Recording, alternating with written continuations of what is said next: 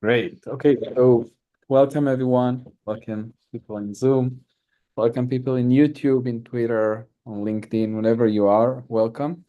This is another live stream. It's part of our weekly live stream program at Permit when we every week meet someone who has something to say about authentication, authorization, software development, connecting with developers. And before I'm introducing our guest for today, I want to say two things. The first one, we are recording everything. So if you just have to drop off, no worries. You'll have the link for the recording tomorrow on your email. And if you have any kind of question, so you can just drop it wherever you are watching us, just drop it as a comment, or if you're using Zoom as a question in the Q&A section, and we'll try to answer them live. So it will help our discussion or answer it at the end of the session. And I saw that Daniel already sent the link to the recording, so you don't have even wait to your email. Just save the link and join after. With that, let's start. So we have a important guest today. I met you first in the Identiverse a couple of weeks ago, but we know Permit and Super Tokens known for a long time. Our guest is Advait Ruia, I guess. And he's one of the founder of a very interesting authentication startup called Super Tokens. And I'll be happy if you can introduce yourself, Adi. Yeah, I'm Adi. I'm the co-founder and CEO of Super Tokens. We build an open source user authentication platform. We have 12,000 GitHub stars. Several thousand live production applications using Super Tokens. We've been doing this for a couple of years now. Yeah. And if I'm asking you, what is the special thing about Super Tokens? What you are focusing in? What's special about Super Tokens? Yeah, I think broadly speaking, I think the thing that we really focus on solving is what we've noticed really is that for these core infrastructure decisions, there's always a build versus buy trade-off, right? So companies, when you're thinking through infrastructure, you have to either buy something, like you can go buy that software, or you can go build it internally. And you essentially have this trade-off of the advantages of buying it is that you don't have to build it yourself, you don't have to learn about it, you don't have to have the expertise, you can get started really quickly. You don't have to maintain it. You don't have to build features, any of that stuff. But at the same time, when you buy something, you're giving up a lot of control, right? You're essentially getting yourself locked into this vendor. There's certain arbitrary pricing. You lose control over how that product works and how that part of your infrastructure works. You're just outsourcing all of it, right? So I think and that's always like a trade-off we think, especially in the authentication space, which is because it's your user data, it's it's something important to you. So with Super Tokens, like everything we do is like to try and solve that trade-off. So to give you something that's quick and easy to implement and quick and easy to use, but at the same time gives you the same level of control as if you built it yourself. So low vendor lock-in, ability to customize, own and control your own user data, all of that stuff.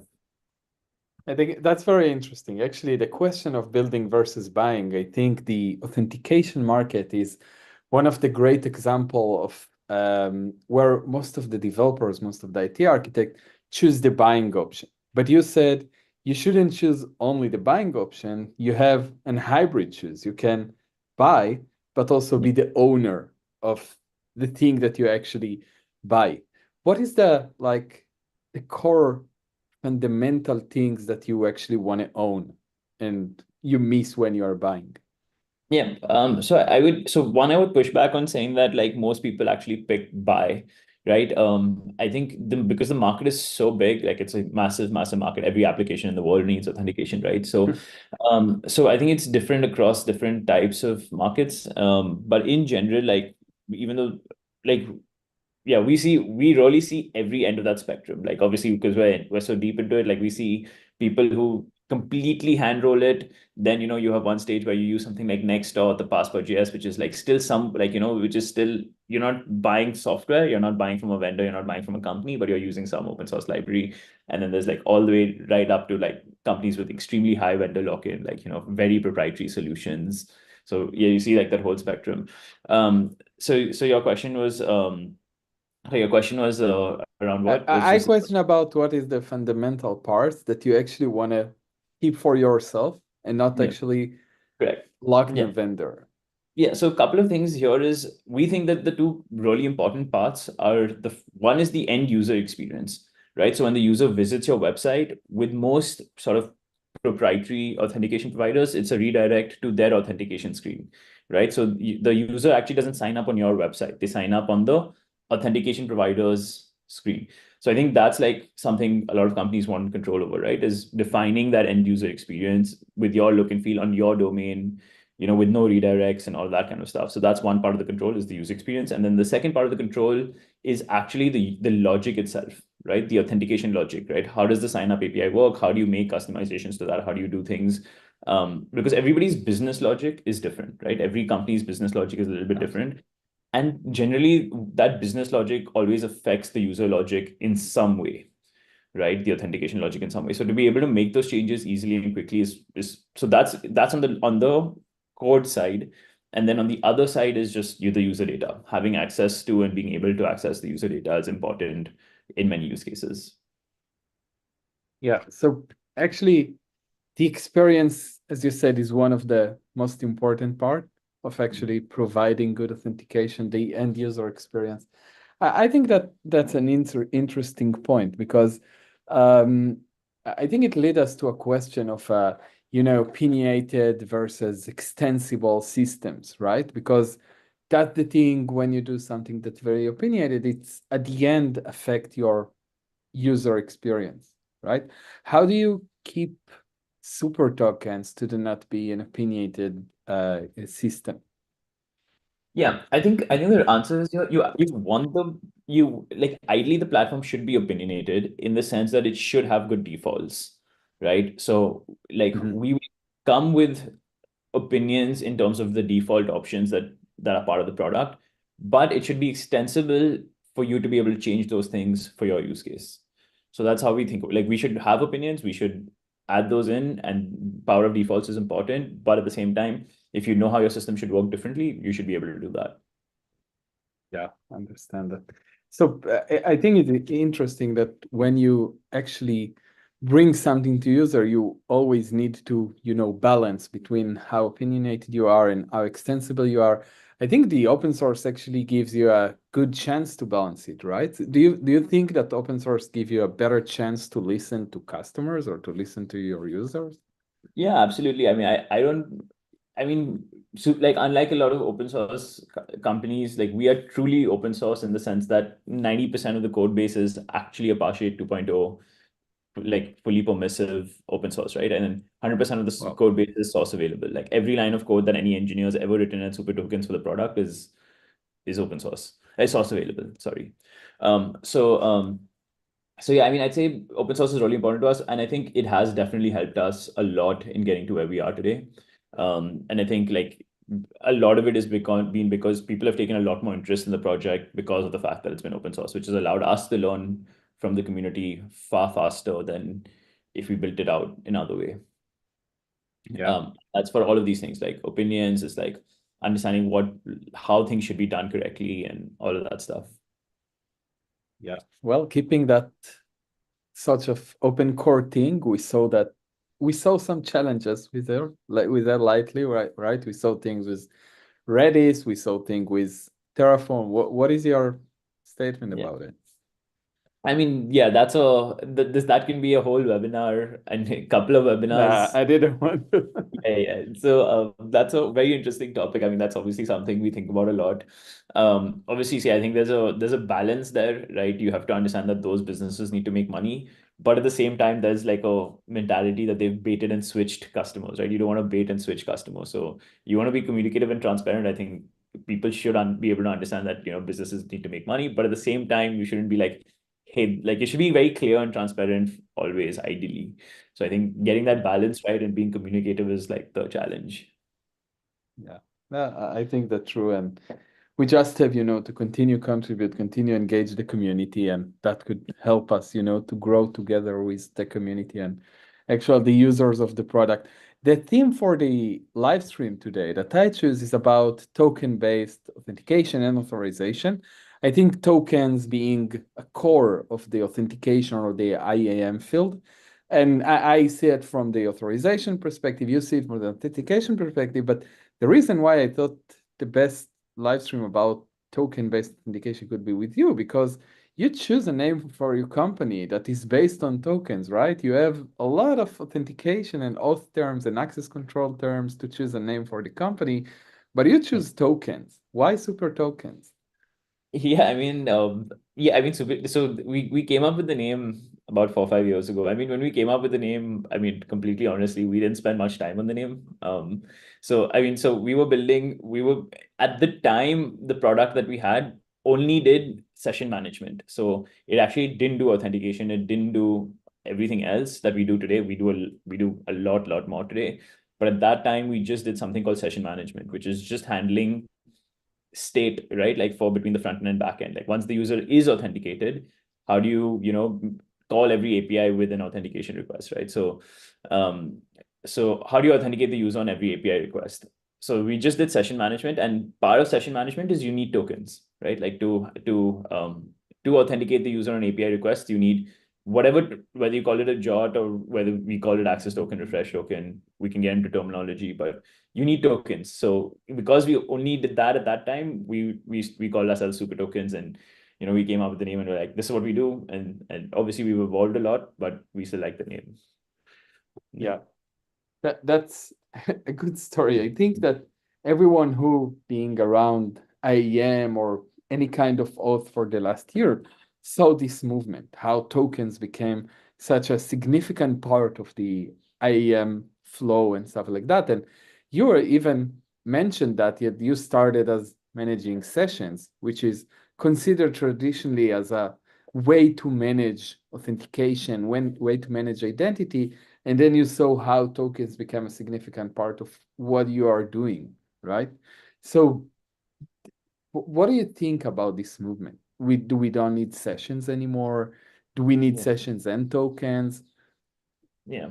I think it would be helpful here to start by defining tokens versus sessions, right? And just be clear on what we mean by both those terms. So when we use the word tokens, what we're essentially referring to is stateless JWT, right? Which means it doesn't require Yeah. database lookup, right? And what we're referring to when we use the word sessions, again, super tokens uses these words differently, but I like generally people use these words. Yeah. Uses the words, Token-based versus session-based. Let's yeah, try and to session, speak in the comments. yeah. So and then the session-based thing is essentially like what you said is like it requires a database lookup, right? So it's manages state. Like let's say it's an opaque token, it's a random string. What session-based authentication means is that it'll be a random string, and then that'll go to the backend. The backend will verify against the database, see that random string is matches with which user ID, and then authenticates the user that way, right? And that's basically what we mean: stateless versus stateful authentication. And I would say there's again, what super tokens does is both. We don't say like super tokens by default, we have a short-lived JWT, right? A short-lived token and a long-lived session, right? So what we do is we actually give you the best of both, right? So I don't think, at least in the context of between your own apps, front end and back end, I don't think it's necessarily like, oh, you have to pick one versus the other. You can do stateless and stateful, and each of them have their own, like you can do stateless for the majority of authentication requests for short lifetimes, which helps you with scalability. And then you help use these for, when you need to refresh, when you need to change the user. Like and again, we've written very extensively about this. This is actually how we started the company is we wrote very extensively about tokens versus sessions versus the different flows that people do. So if you see our very first blog posts on our website from 2019, that's like goes into a lot of detail about like why, like the different options and the different systems, the pros and cons, and the system that super tokens eventually adopts. And I heard a kind of differentiation that you made, and I'm curious if that was intentful. So you said front end and back end, and then you said stateless and stateful, and then you say short-lived and long-lived. Do you think that session-based is more back-end oriented, and the more front-end, the more you need to worry for tokens? Can we say that tokens is better for front-end and sessions is better for back-end? Yeah, so you mean apps with a backend, right? Yes, like you can only Yeah. do sessions if you have an app with a backend and a database, right? You can't even do sessions if you don't have a backend. And then I think for tokens, again, if you for yeah, you again, same thing, you would still need an auth backend. If you have APIs, you still need a backend, but yes, you can have tokens for front-end only apps, right? Like so if you have a front-end only app, then Self-validated. yeah because that can be verified anywhere, right? That JWT, like you can, yeah, it's much easier to do those things on front end Yeah, only. I think it's also a good point to mention the trade-offs of each. I think the trade-off of sessions is that you need to maintain the state, right? You need to maintain the database, you need to maintain the centralized piece where your session directory, let's call it. And when you do tokens, you need to maintain the self-validation, right? You want to do short-lived, you don't want to lose security. And when I asked about front-end and back-end, I said, maybe when most of my authentication is for backend experience, I should say I don't want a trade-off of short-lived. They'll be based most on sessions. But if most of my authentication use case is going for front end, I'll say I can't allow myself the trade-off of centralized backend session directory. I'll go more with token. Is just do you think this is a proper trade-off Yeah. consideration?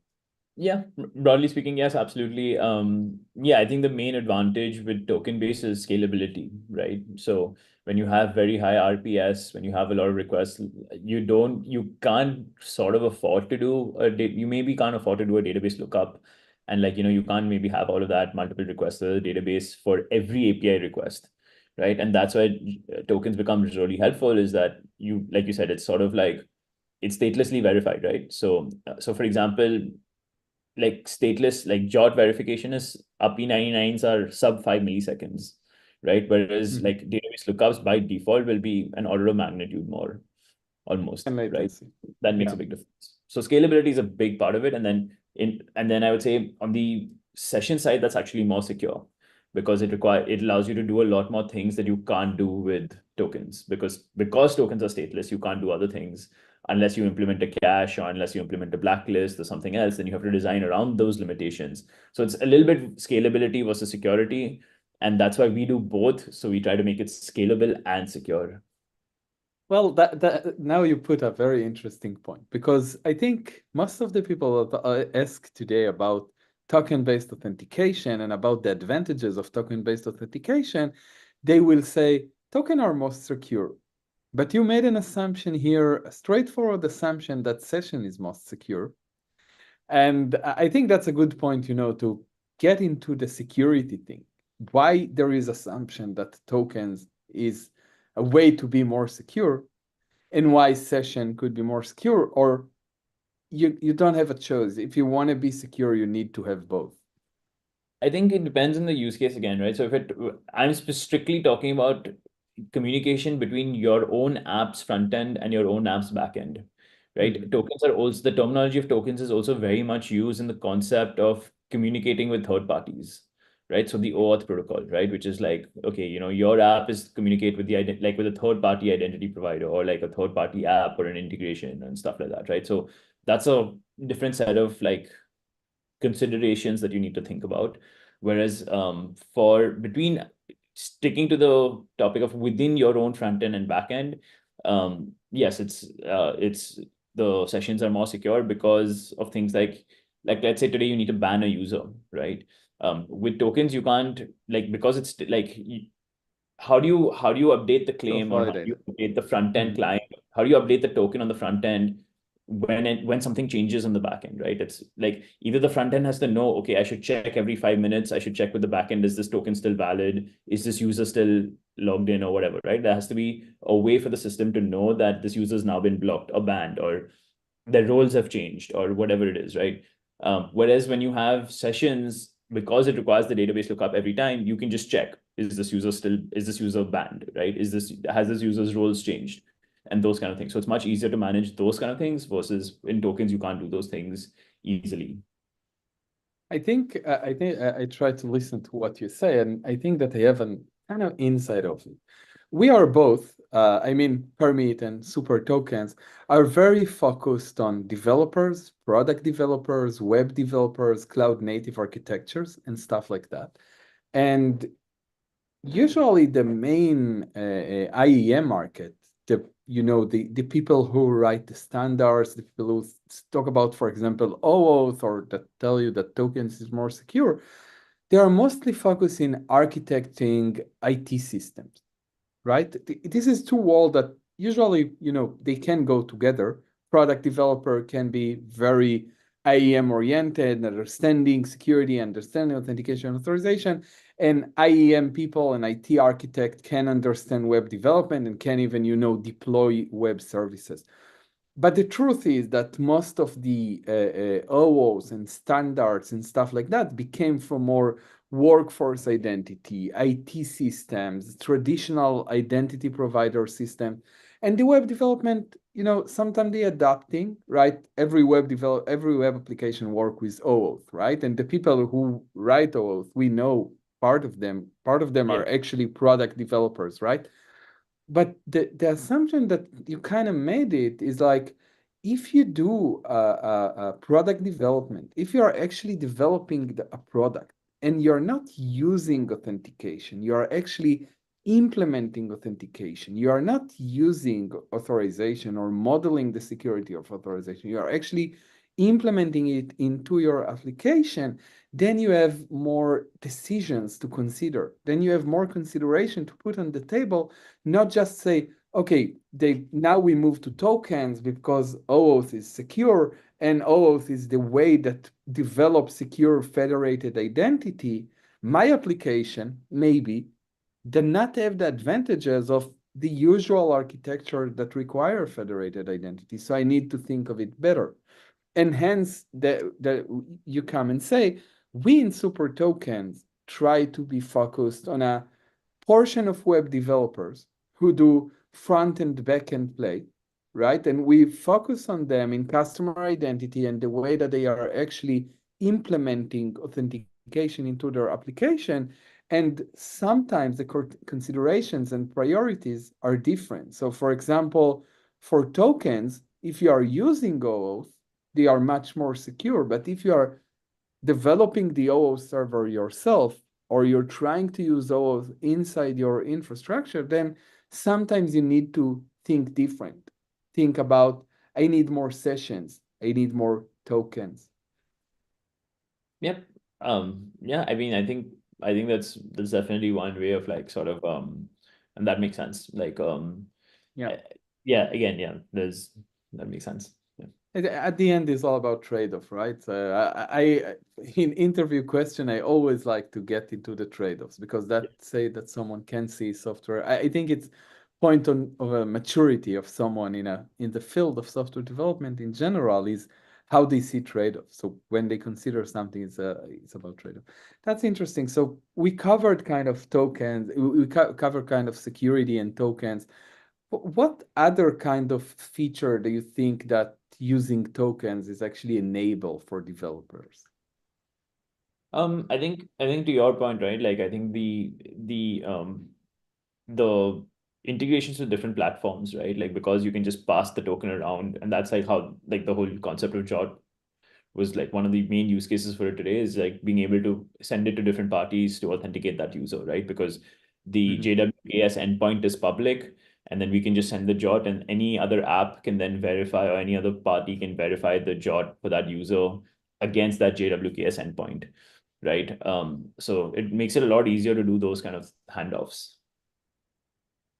That's interesting because every time that such building versus buying bring to the table also a new feature that you can develop, for example, implementing it with some other system that that can affect the decision, because that probably can help people made a better decision. If that could bring me more money, if that could make me better in the ecosystem, that will create a better offer for my end users.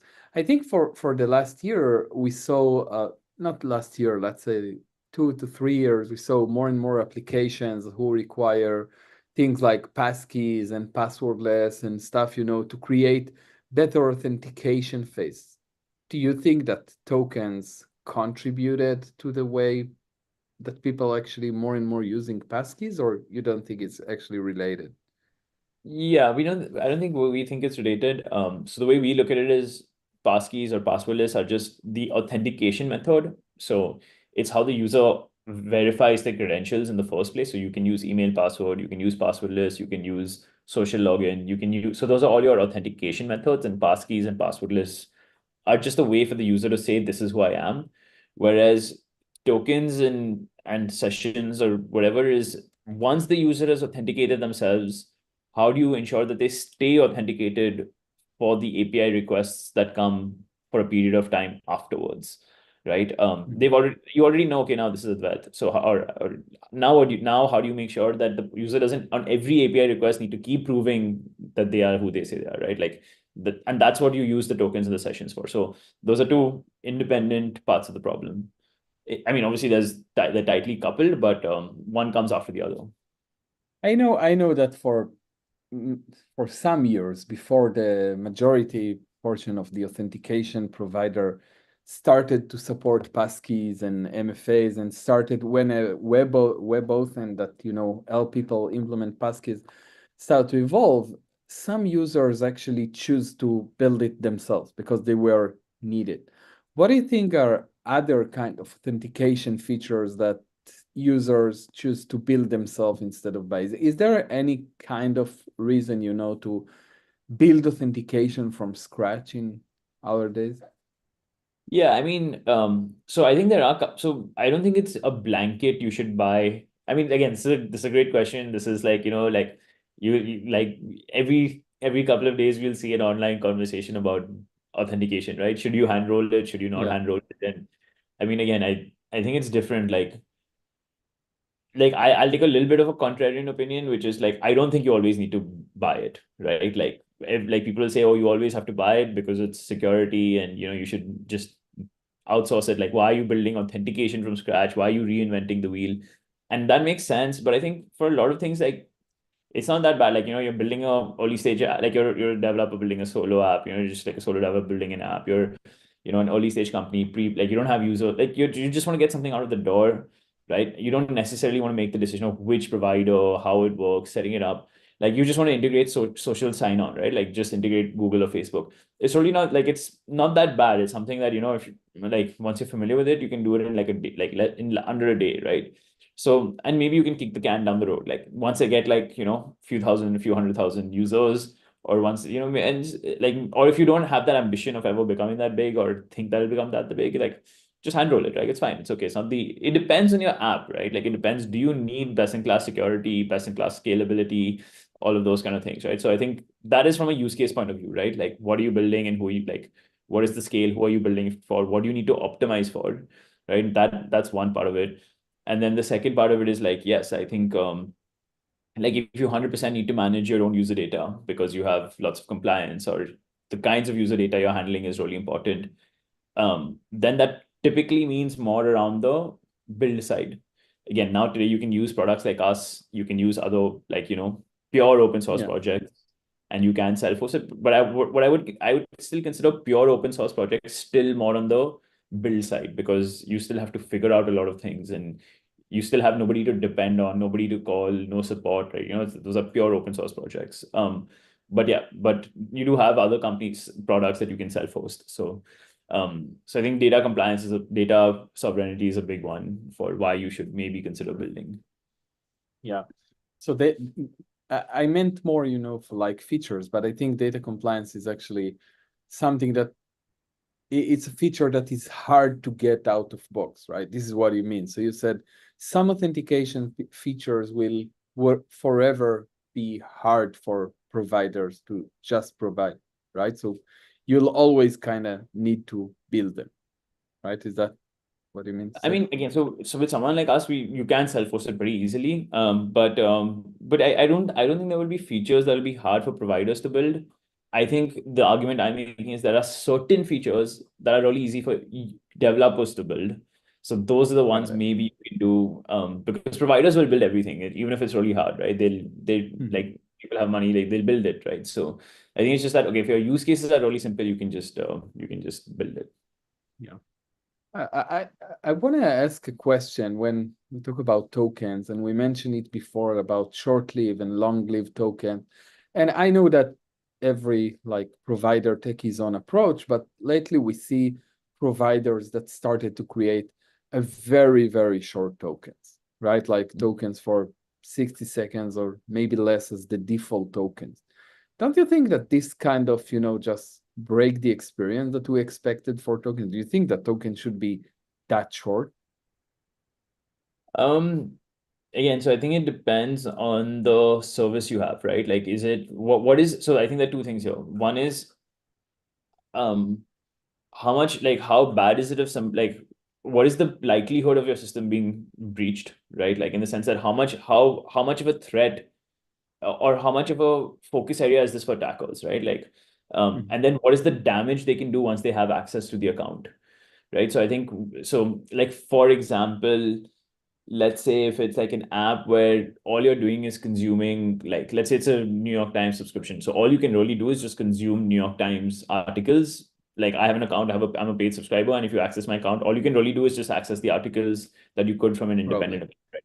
So maybe like it's not the biggest deal as long as maybe you can't access my billing information. Like maybe it's not the biggest deal if you get access to my account, right? Versus like an account where I used to manage all my investments, or I used to manage all my funds and my bank accounts and all, right? Those are two very different like constraints and requirements. So in one, like, it really doesn't matter if you have like a 6 month long token, because one is like, what's nothing, like the worst that could happen is not that bad, right? So like there's the security, so the user experience, basically everything, again, like you said, right? Everything's a trade-off between, and in this case, the trade-off is between user experience and security, right? Mhm. So you have to essentially have to decide between that trade-off in the different situations. Sometimes security is clearly the more important one, which is why for bank websites, even if you're not actively using the bank website, you're constantly getting logged out. Like you have to keep logging in, right? And that's like sometimes Yeah. really annoying. So again, so they optimize for very, very different things, right? And again, with super tokens, again, the way we look at it is we do both. Like we'll give you a very short-lived access token, which is Yeah. stateless. But Configurable. we would recommend you can use a long-lived refresh token, which is stateful. So what ends up happening is, again, we balance between security, scalability, and user experience, right? So you can have the user can be logged in for long, but it's the stateless part is very short-lived.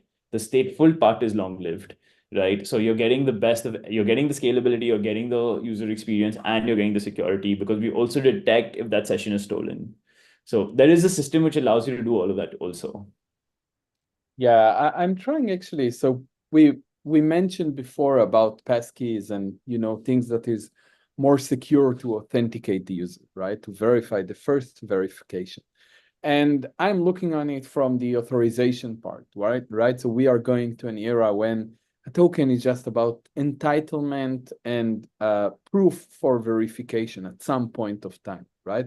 Because today I mean, the best practice is to not use the token as the only source of truth for authorization, for what a user can do, right? You mentioned, let's discuss, for example, on a highly sensitive application, let's say a bank application, right?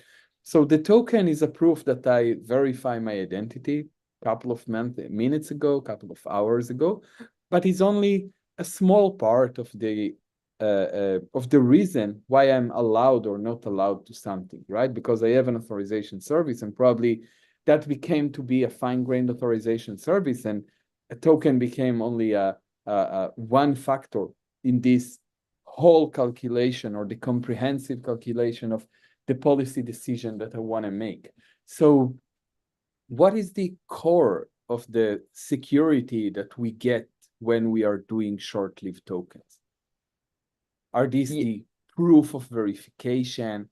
Is this the proof of a session? What is the core security part that it gives I us? mean, so the authorization side. So when let's say if you steal my token, everything that I have access to right now, you will have access to, right? So there are only two ways Right. to steal a user's account. It's either the username, password, which whatever their login credentials, which is username, password, passwordless, pass whatever it is, right? You steal that login credential, or you steal the session or the token, right? And if you steal that token, you have access to everything, their entire user's account, without even needing to know their email and password. right? Mhm. You have access to that account. So by making it short, like so session attacks, or I'm using the word sessions here to encompass both tokens and sessions, however you do it, right? Session attacks basically are a whole different set of attack vectors than login attacks, right? Like login attacks you can do through different types, because people's passwords are breached, or people's like login credentials for one app are breached, and hackers will go use that set of credentials for every other app and figure out, so there are different attack vectors for that than there are for sessions, right? But and the thing is that developers may not design for both of those equally well, right? Like, so you may have, like, we've seen lots of vulnerabilities on the session side, even if the login side was good, right? Like there's XSS, there's CSRF, there's MIT, like there's just a bunch of different attacks. So if a hacker or an attacker was able to get access to the token or the session, they're able to access that app pretending to be the user, right? Mhm. So making it short-lived means that that attack has to happen within that 60 seconds period, right? And even if it, like, let's say if the user authenticates right now, right? The attacker has to get access to that token within the next 60 seconds, and will only have access to it at the end of that till the end of that 60 seconds, right? So it very significantly limits the extent of the damage or the threat that an attacker can have. Yeah, so I think that, so I try to understand you more correctly. So you said short-lived token will not help you with login attacks, right? That Yeah. will not part of it. So let's Yeah. separate the login attacks Yeah. that people, credential theft and stuff like that. That's not part of the short-lived token security on one hand.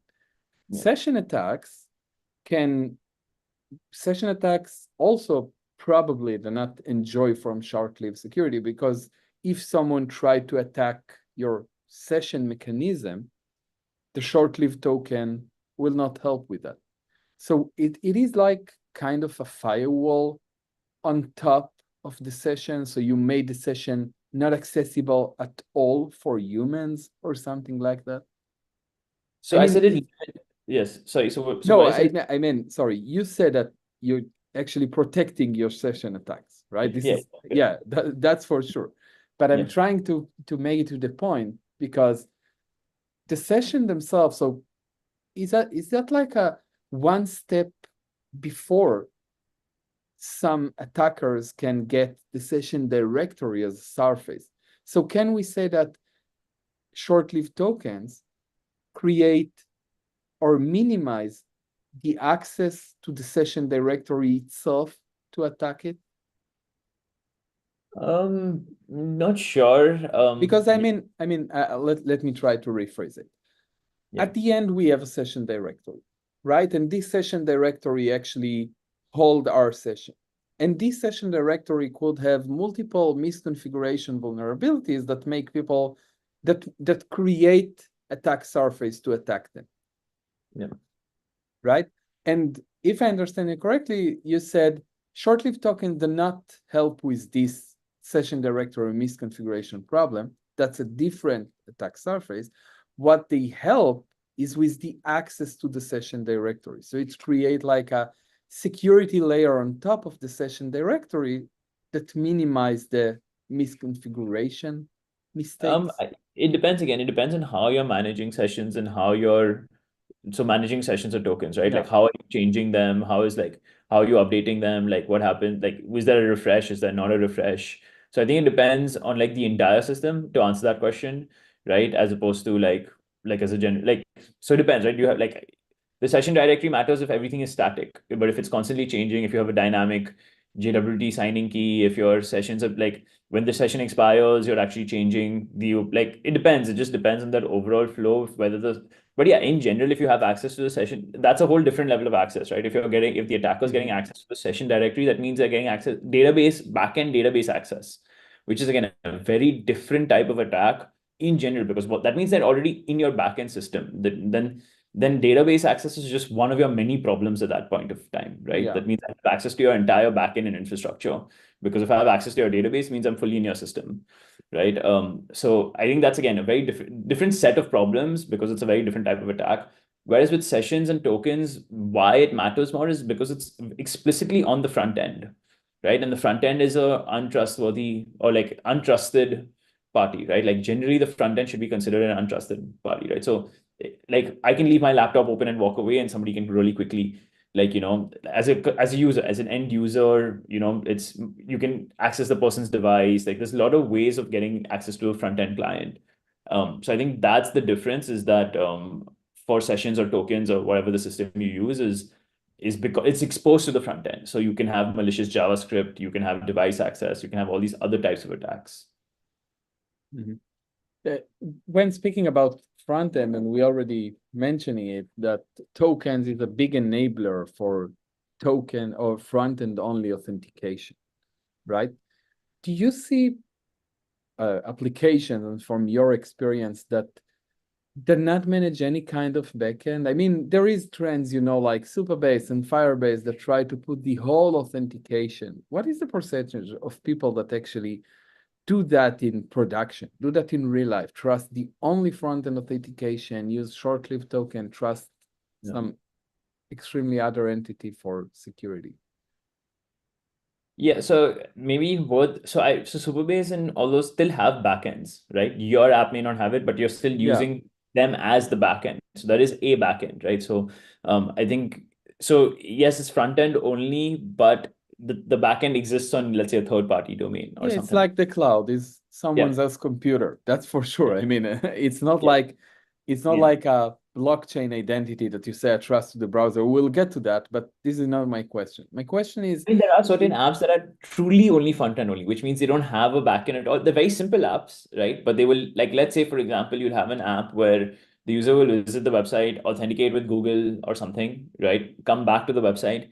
And then what's happening is everything's only on the front end, right? Like, so Mhm. it's not a universal use case. It's obviously not very like it's not like the majority of apps or anything, but there are apps which will then just like pull that profile information from Google, will pull some information from Google, display that and use that information. And then let's say, for example, you use it as a layer to interact with Google Drive, right? So you tell it to change certain things on Google Drive, and then it uses the token to then tell Google Drive, hey, I want to send this email or I want to. So it never actually uses its own backend in any way. Like the front end just like goes and does something on Google Drive. For example, I'm just like, giving you Yeah. examples. But and those are true front end only apps. Obviously, it's not the super most common one, but you have those as well. I mean, broadly speaking, most meaningful, right? Most meaningful apps where you have some level of complexity, some level of scale, you're doing some sort of like transactions, not financial, just any like you're doing, you have your own database, whatever, all of those kind of things, they always are front end, back end. Like most like I mean, if you think about like companies, right? Like, or if you think about like Permit is obviously a front end and back end app, right? Like a product, right? Like you always have front end and back ends for most kinds of products. Yeah. So I think that the thing about front-end only authorization lead me to a use case that I haven't seen that common, but the crypto people are always speaking a lot and speaking about it. And all these like blockchain-based decentralized identities. Do you think that, I mean, probably tokens contribute to their growth, but do you think there is a valid use case that people should, pay attention for in such Yeah, use cases? I think it's exciting. I mean, I don't think it's like I think decentralized identity or whatever is actually like does have some really interesting use cases.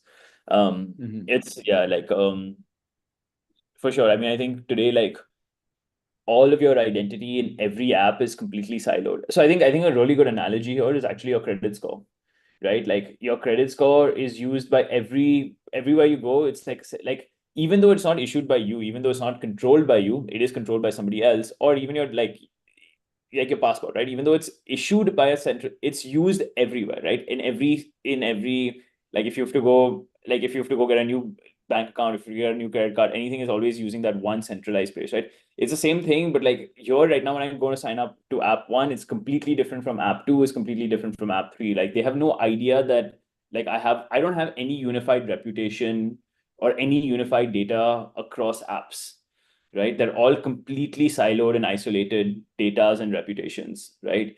Whereas like a driver's license or passport or a credit score, so that all exists in the physical world for everything physical, but we don't have like any centralized I use the word centralized, but all I mean is that centralization, instead of being an issuing body like the government, can also just be yourself, right? But that everyone trusts. Yeah. I'm really curious is that if that things will be like part of everyone. I had the discussion with about decentralized identity, not the real that blockchain based one. I have a discussion about it with Travis Spencer from Curity last week, and he made a thing that we have these standards, we have this decentralized identity standard. They're not contributing to us now, but they will open new use cases for other people in the future, right? So we made a story about, the biometric passport, that if a country actually allowing biometric passport, they can validate it with non-human inspection. But then more player can say, hey, if everyone has biometric passport, they can do machines that are cross-country, that people can use multiple countries. And same like standards like blockchain-based decentralized identity. I think that's an interesting standard, and I'm really curious to see how it will grow, how it will affect actually token. I want to go to a question. It's more related to front-end authentication. So Tim from YouTube asking us, with token Auth, because JOTs can be inspected, you have to validate the signing, which can mean an API call to an external service. At that point, the DB lookup is probably faster, right? I mean, the thing is, the only thing you really need to look up is the signing key, right? So it's much easier, and that signing key is the same until it changes across all the tokens, right? So Yeah. in the case, you have to literally do a database lookup for every single verification. Here, you can just pull the signing key once, as long as you know how often it changes or what the rules are for changing. You can just pull it once or pull it every 5 minutes, and then for those 5 minutes, you don't have to do any lookups again, right? It's basically just the what you're looking up is the end is just the JW, like is just the signing key. So you just have to query, get the right signing key, and then that's it. So it's a one-time thing, right? Yeah, we actually had the discussion a couple of days ago in a context of authorization, because this verification thing, and I'm not speaking about the refreshing. So we mentioned here short-lived tokens, and short-lived tokens sometimes has their own caveats. But the thing about verification that is completely decentralized, is this a practice that you recommend people to go? Just, keep the jocks on the kind of front end, validate JWTs with the public jocks without even go to the server? I mean, that's basically what token-based like that's basically what stateless authentication is, right? Because if you're Yeah, validating it, it's stateful authentication, and then that's what you refer to as sessions, right? Like but I mean, the major difference there is the fact that it doesn't require a database lookup. But the thing is, as you said, and as you mentioned, if you really want to minimize the attack surface of our session attacks, we need to keep a very short-lived tokens. Well, what we can do, to balance this experience of no database, no DB lookup. I mean, the refresh token is DB lookup. Maybe it have some eventual consistency mechanism, because you don't need to do it when you want to verify someone's identity. But at the end, it's create a trade-off. Do you know any kind of, standard or solution that can solve this need to refresh short-lived tokens so often? Yeah, I mean, it's interesting that you asked this, right? Because this is exactly how we started the company, right? Oh, really? So it's like identifying like this trade-off between different tokens and how it would work. So I mean, I'm just sending you our article here for your readers, but essentially like the way we solve that trade-off, and not just super tokens, we've just highlighted the entire flow for anybody to go do it, and you to implement it yourself. Everything is there, like even the code is there, right? So the way to do that is essentially like you implement a short-lived jot, right, which has the benefits of scalability, which is like, it can be 5 minutes, it can be 10 minutes, 1 hour, couple of hours, one day, right? And what that allows you to do is that once the user authenticated for at least that 1 hour, depending on your use case in your app, you don't have to do a database lookup, right? And then when that expires, instead of logging out the user, you use the refresh token, which is a session, or which is, a database lookup, right? And then that allows you to verify, okay, is this user still in the database not block, like whatever whatever checks you need to do, right? And then you get back that, and that requires a database lookup. So you have a short-lived stateless access token and a long-lived opaque, but basically what that means is database lookup requirement, long-lived refresh token, right? So the majority of requests use the access token, the stateless access token, which means for the majority of requests, you don't need a database lookup within a certain period of time. And then, but you maintain that security by needing that refresh token. Isn't it create a complexity on top of application? I mean, that's actually a trade-off that you need to think when I'm using kind of opaque token and when I'm using kind of, short-lived token. Is that a rule of thumb when and where to, I mean, you it's not a always rule use of thumb, but yeah, you're always using the access token until it expires. yeah, right? that's for sure. You're not use directly the refresh token, but you mentioned that you can make a choose that if you need a very fast, verification, and you can compromise then the thing that it need to refresh, so you use that. And if you need, longer tokens, or let me ask it differently. Do you think that using multiple length of token validation in your app per use case, is that a good practice? Because I know some I think providers allow that. we do have customers that do that as well, because what you can do is you can have a custom claim, right? Like the same way you have roles or something. Yeah. Like you can just have claims in the token being like, okay, this claim, this user is, so an admin, for example, has way more privilege, let's say, for example, right? Oh, So they can do a lot more things. They can do a lot more things. So maybe this person should have a much shorter lived token, because security for this access is much more important than security for this access, right? This is read-only access, so let's give him like 6-month access because he can only read anyway, or she can only read anyway, right? Again, I'm just saying that's one way of benchmarking those things. Like, yeah. can do those things, like you can actually have different levels of lifetime for different levels of different use cases.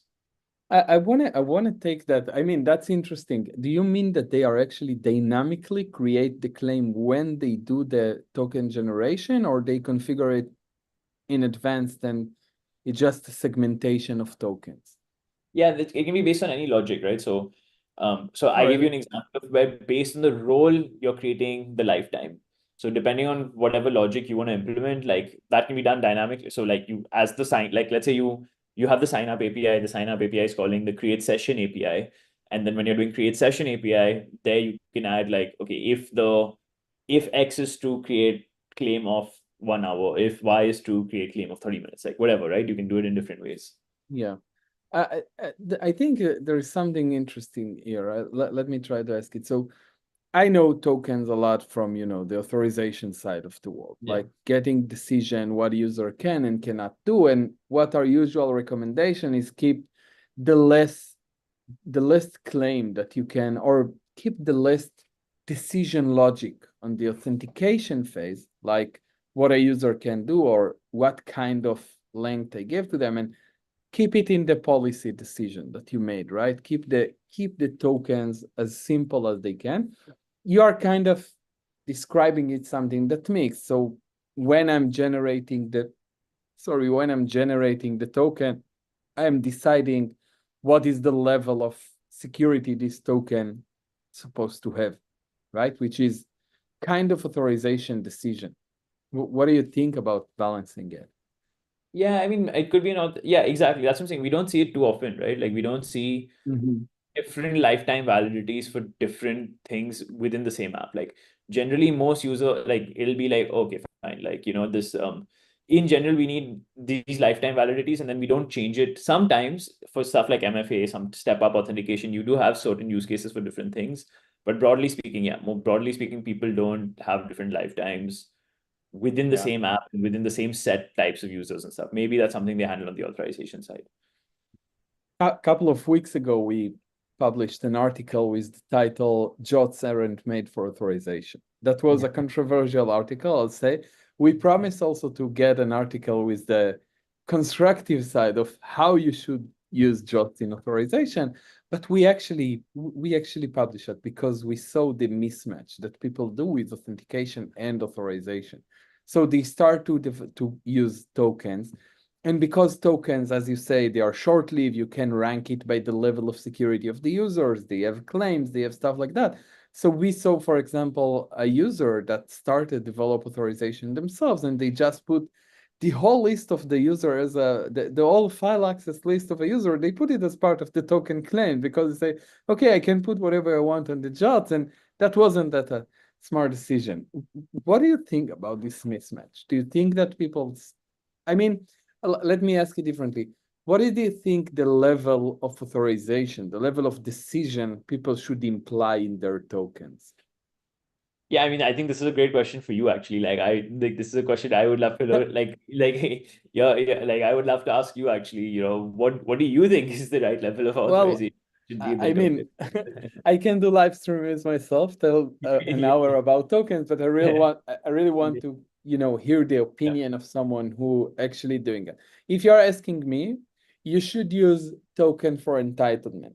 And if you are choosing if a token is a short-lived or long-lived, that's based on the level of the entitlement timeline, right? So it's not about if this is an admin that have a lot of access or this is a user that had read-only access, is about the type of the use case that you use that, right? As you said, if this is a subscription to a website that allows you to read payment articles, that's not that dangerous. But it doesn't matter if you are a user that can read 50 articles a month or 10 articles a month. That's not part of the calculation. The part of the consideration.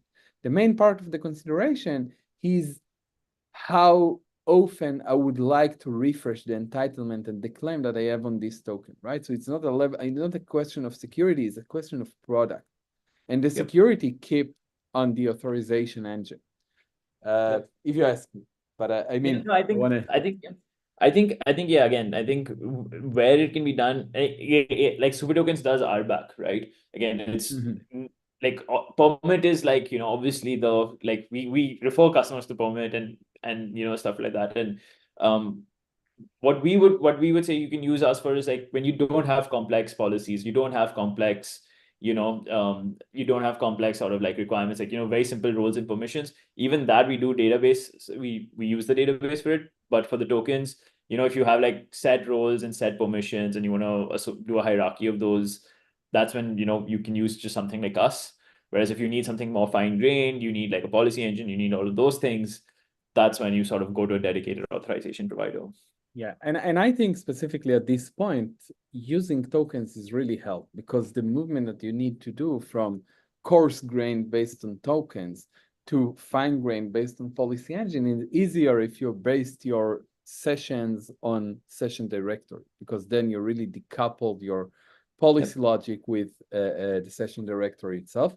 I see that Ben is asking question. Again, we have last 3 minutes, so now it's time for your question. I presume you could connect from super tokens to permit at time of login to get permissions, and they dynamically set job claims based on that.